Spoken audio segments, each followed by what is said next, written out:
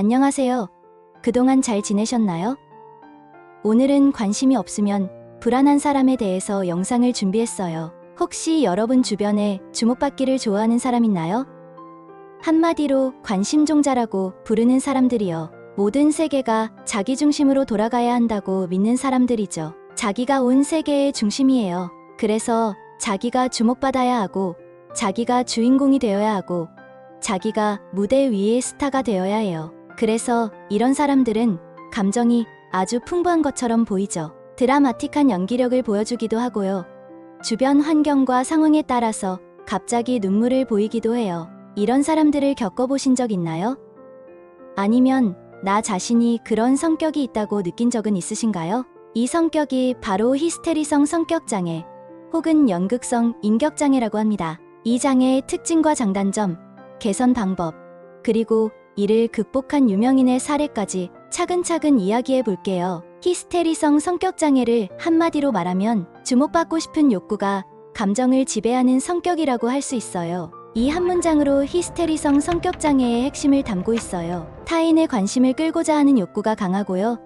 이를 표현하는 방식이 과장되고 감정적일 수 있다는 거죠. 당연히 이 사람은 감정 표현이 매우 풍부하게 나타난다고 할 수 있어요. 이러한 성격의 소유자는 타인의 관심을 어떻게든 끌려고 하죠. 그래서 극적인 행동도 마다하지 않아요. 드라마틱한 행동을 한다는 거죠. 그것이 말이 되건 안 되건, 논리적이건 아니건 상관없어요. 생각을 하건 안 하건 즉흥적으로 결정을 해서 진짜처럼 연기를 해요. 그렇다면 이 히스테리성 성격장애의 가장 나쁜 점은 무엇일까요? 첫째, 타인의 관심을 끌려고 지나치게 행동한다는 거예요. 그래서 주변 사람과 관계가 아주 불안해요. 이런 성격이 반복되면 주변인들이 남아있을 리 만무하죠. 관계가 안정되지 못하니까 아주 불안하게 되는 거죠. 두 번째는 당연히 감정적 기복이 심하죠. 감정이 올라갔다 내려갔다가 너무 심해 관계가 유지되기 어려워요. 결국 주변 사람들 모두 피곤합니다. 이 사람과 함께 있으면 모두가 피곤하고 넌덜머리가 나죠. 그런데도 이걸 본인만 모르니 문제가 되는 거죠. 세 번째는 관계가 불안하고 자기가 세상의 중심이 되지 않으니 당연히 자존감도 낮아요. 자존감이 낮으니 다른 사람에게 지나치게 의존하게 되죠. 그래서 히스테리성 성격장애를 가진 사람들은 다른 사람보다 더 외로움을 느껴요. 게다가 자기 자신이 누구인지 자기를 잃어버리는 경우도 종종 있어요. 그렇지만 히스테리성 성격장애는 누구보다 더 좋은 장점이 있답니다. 그건 바로 사교성이죠.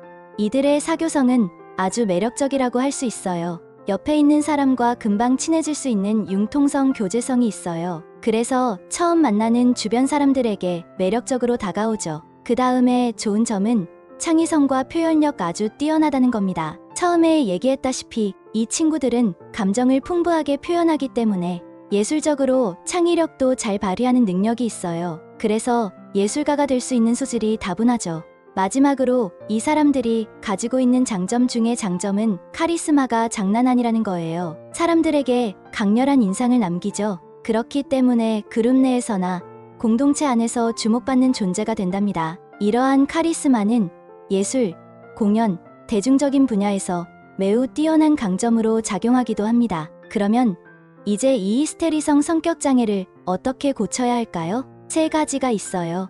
첫째, 감정 표현을 절제하고 상황에 맞게 행동하기. 둘째, 타인의 평가에 지나치게 의존하지 않기. 셋째, 충동적으로 결정하지 않기. 그럼 이들을 어떻게 하면 고쳐질 수 있을까요? 첫 번째는 심리치료를 받아야 합니다. 심리상담이나 인지행동치료를 받아야 합니다. 다시 말해서 이 사람은 자신의 감정과 행동 패턴을 자기 자신이 이해하도록 노력해야 합니다. 그 다음에 이런 감정을 억제하고 행동을 조절해야 됩니다. 두 번째는 자아성찰을 하도록 해야 합니다. 자아성찰을 할 때 자신의 강점이 있을 거고 약점이 있을 건데 이걸 객관적으로 분석하는 거죠. 그리고 감정적 반응을 조절하는 것이 중요합니다. 세 번째는 사회적 기술 학습을 배우는 겁니다. 적절한 소통 방식과 타인과의 건강한 관계.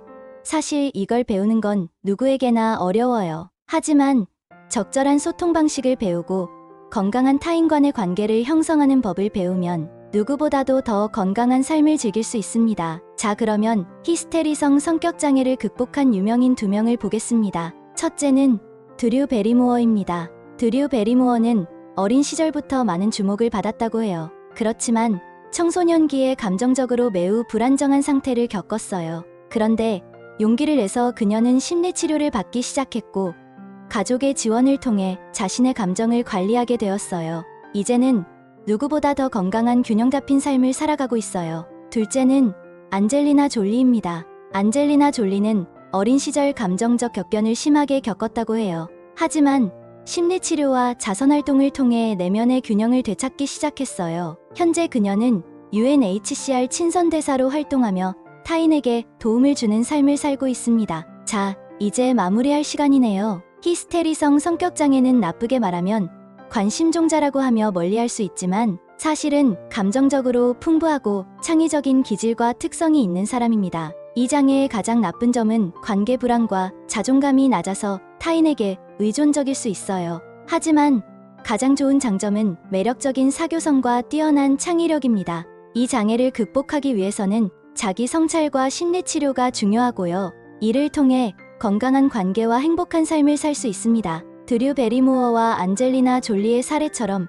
누구든지 노력과 의지를 통해 긍정적으로 변할 수 있습니다. 내가 만약 히스테리성 성격장애와 비슷하다면 용기를 내어 삶의 변화도 경험해보세요. 그리고 주변에 이러한 사람이 있다면 이들과 함께 변화하는 사람으로 성공하는 삶을 함께 경험해보시면 어떨까요? 굉장히 멋질 것 같지 않나요? 그럼 오늘 이 영상을 끝까지 봐주셔서 감사하고 다음에 만날 때까지 늘 건강하시기를 바랍니다.